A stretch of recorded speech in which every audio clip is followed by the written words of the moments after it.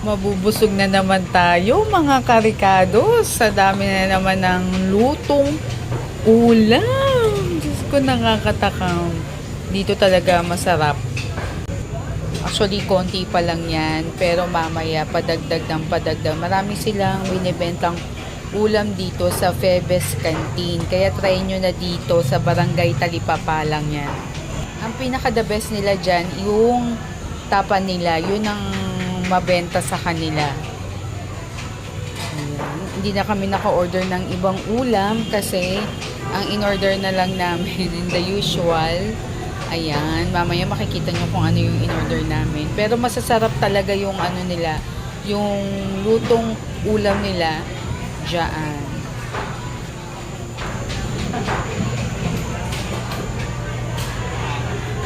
Ayan, natatanaw ko si Habi. Kumakain na din siya. Gutom na gutom. Na-excite tikman. Pork chop. Kalabasa with gatay, sitaw. Menudo. Minudo? Hígado. Hígado. At ang sinigang na sabaw. At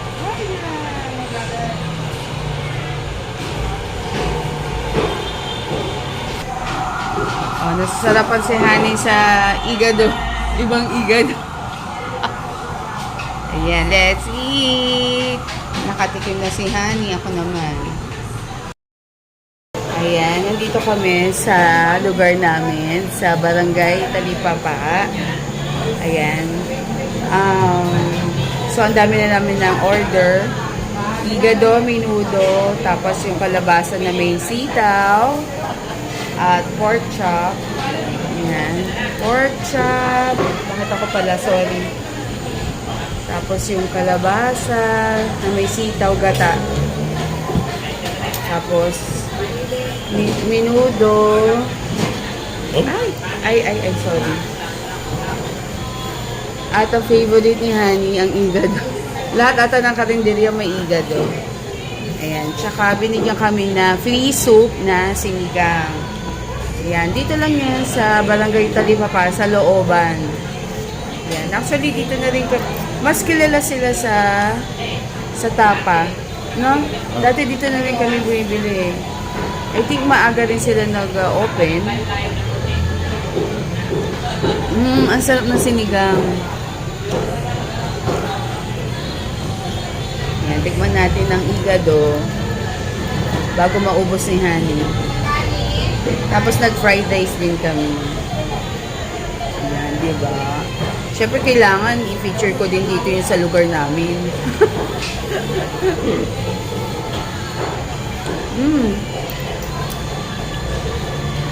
Baka. Iba siya parang siyang adobo. Parang inadobo. Pero masarap. Alam mo, parang sa tingin ko parang nagkakalapit ang minudo at saka igado. Ang ano lang, yung igado, syempre may suka yan. Ang minudo kasi wala, tomato sauce. Yan. Yun lang. May atay. May atay din naman ang minudo ah. Oo ba? Pero masarap. Hindi pa namin alam yung total ng bill namin kung magkano nag-range yung ulam nila dito. Tanungin natin sa ate. Busy pa eh. Ayan, tanungin natin. Ngayon, titikman naman natin ang minudo nila. Harap.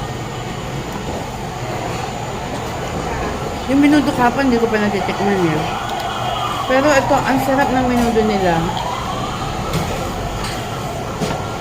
Actually, yung lutuan nila, nandito rin malapit din. I-feature ko rin sa video ko saan. Malapit din yung karinderya. Dapat talaga ganun. Hiwalay. Pero ang sarap ng minudo. I like it.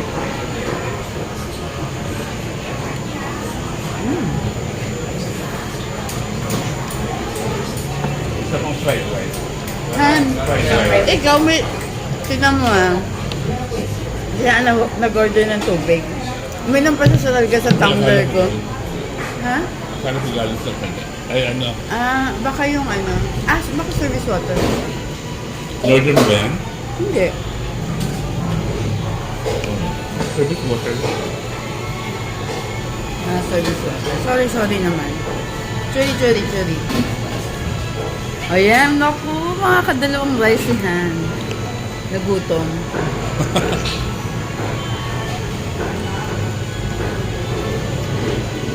Kasi sa gabi, bihira na lang kami talaga kumain. Pero pinaghahandaan namin lagi ang breakfast. Ayan. Ayun, thank you. Interview natin mamaya sa ate magkano yung mga Ang ulam dami. nila.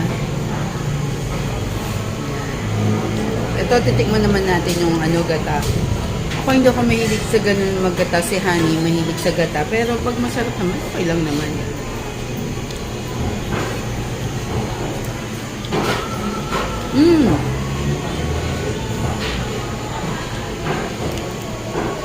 Masarap din ang gata nila. Okra. Harap. I love it. Bira lang kasi ako ng ano sa gata eh. Pero pag nakita ko naman na medyo nabawasan na talaga, tatry ko. Kaya sabi ko, baka siguro mabenta to. Ganun. Ang dami pa nila yung mga ulam. Yung talagang ano, yung mabenta. Ang sarap.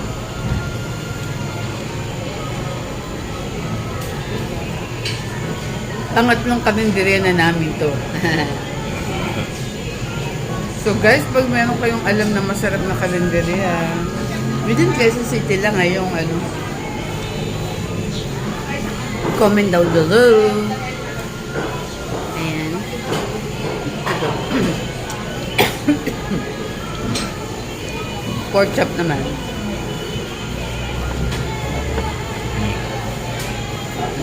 Ano muna, nasa meat.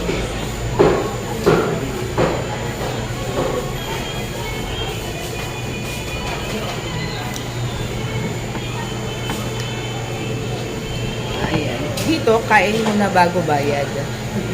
Tapos lilista ni ate. Ayan.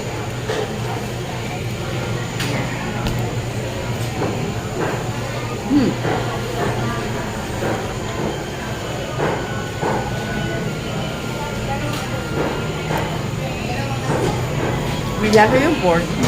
Plus, masarap ang breading nila. Pagkita mo. Hindi ako ganun nagdidip ng ano, yan, kunyari yung mga fried ketchup or kung ano man. Kahit plain yung hakan, okay na. Guys, punta na kayo dito sa amin. Sa Barangay Talipapa. Sa may looban lang yan. Yan. Hanapin nyo lang yung Febes Canteen. Actually, kilala na sila. Matagal na sila dito nagsaserve. Sa loob lang ng palengke.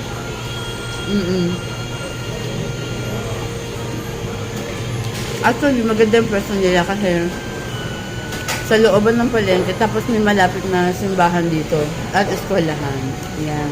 Kaya dayuhan siya. Hindi na malalugit. Hindi ko lang alam kung anong oras yung open nila. Tatanungin natin ng kay ate. Maya. Busy. May customer. Sila mag-isa eh. Dati kasi kasama niya, nung bumibili ako dito, dati kasama niya, yung may-ari. Ngayon siguro, caring naman niya. Natikman din na rin namin yung tapa nila, yung munggo, Shanghai, mga previews. Yun, masarap. Masarap talaga. Masarap talaga lutong bahay. Wala akong masabi.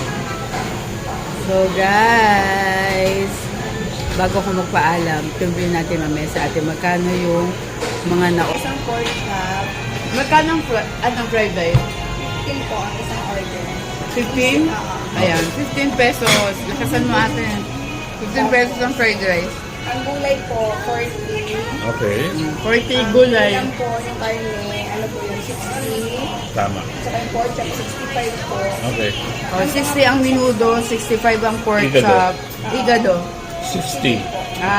So nag-range yung ulam nyo 45 to 45 to 65. Ang karne lang po, 60. 60. Ang pork chop po, 65. And then yung gulay po namin, 40 lang po. 40. 40. So basta ganon, ang gulay nila 40. Tapos ang karne nila, ay ang pork chop 65. Then ang ano nila 60 pesos.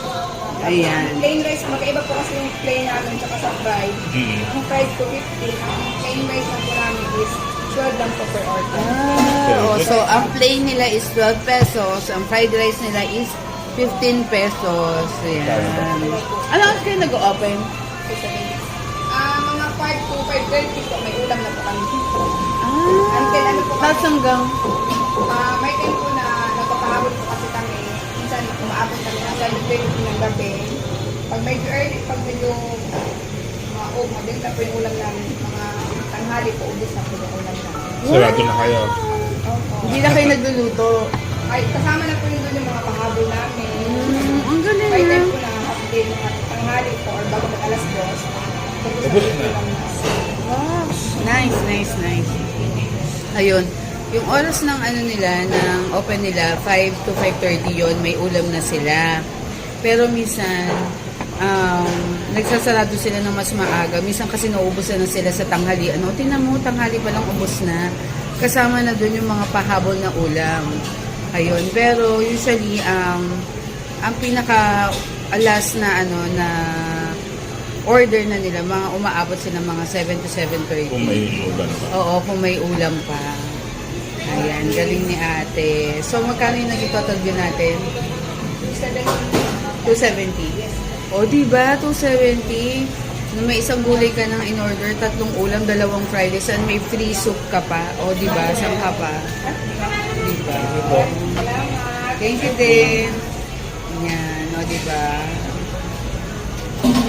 Kaya kain na kayo dito. Talagang nakakamura ka talaga kapag sa mga karinderya. Support local. Ayan. So, guys, patapos na din ako kumain. So, please don't forget to like. Ayan, nakalimutan ko sa sobrang sarap. Please don't forget to like, share, comment, and subscribe to my YouTube channel, Easy Ricardo's Kitchen, and for more updates. Ayan, sa mga kakainin pa namin soon. Ayan, then lalo na sa mga recipes ko. And then, yung pamamasyal namin with Shadow. Thank you guys. Thank you for your support. Love you.